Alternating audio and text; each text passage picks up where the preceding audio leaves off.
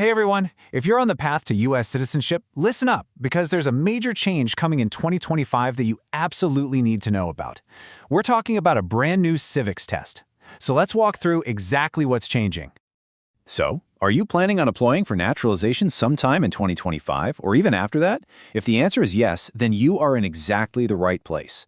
We're going to cover everything we need to know about this updated Civics test. Okay, first things first, let's get right into what's new.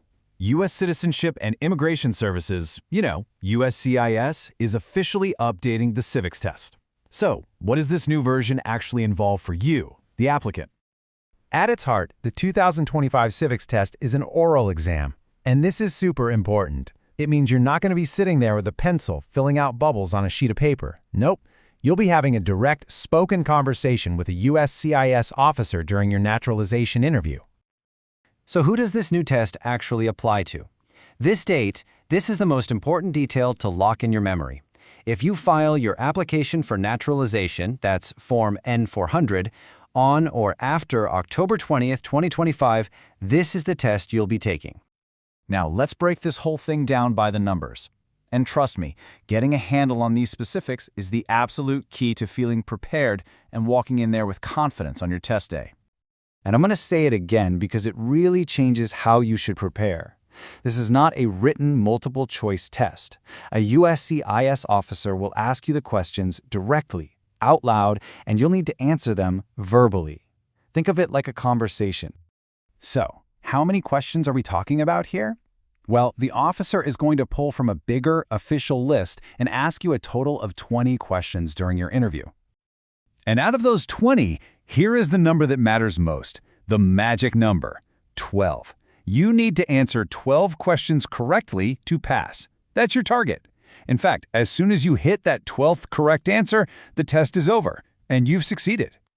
But of course, there's also a number to avoid. If you answer 9 questions incorrectly, the test also stops immediately, and that means you will not pass. So basically, you can't miss more than 8 questions.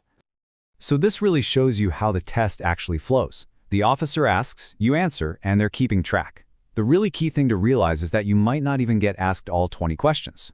The moment you hit 12 correct answers, you're done. You've passed. The same thing is true if you hit 9 incorrect answers. The test stops right there. Okay, so you know how the test works. The big question now is, what should you study? Well, the good news is that USCIS provides official, free resources to help everyone prepare. And this is probably the most reassuring fact about the entire test. Those 20 questions aren't a mystery. They are pulled directly from a public list of 128 civics questions. That means you can study every single possible question before you even walk into the room. There are no surprises, no curveballs. This means your study plan is pretty simple. You need to find 2 official documents on the USCIS website. The first is the list of 128 civics test questions, that's Form M778, and the second is a guide called One Nation, One People. Just make sure you get the 2025 version. Focus your energy on these materials. All right, let's do a quick final recap of the key facts so you can walk away from this explainer feeling completely prepared for what's coming up. Here it is, all in one place. Remember, this applies if you file after October 20th, 2025.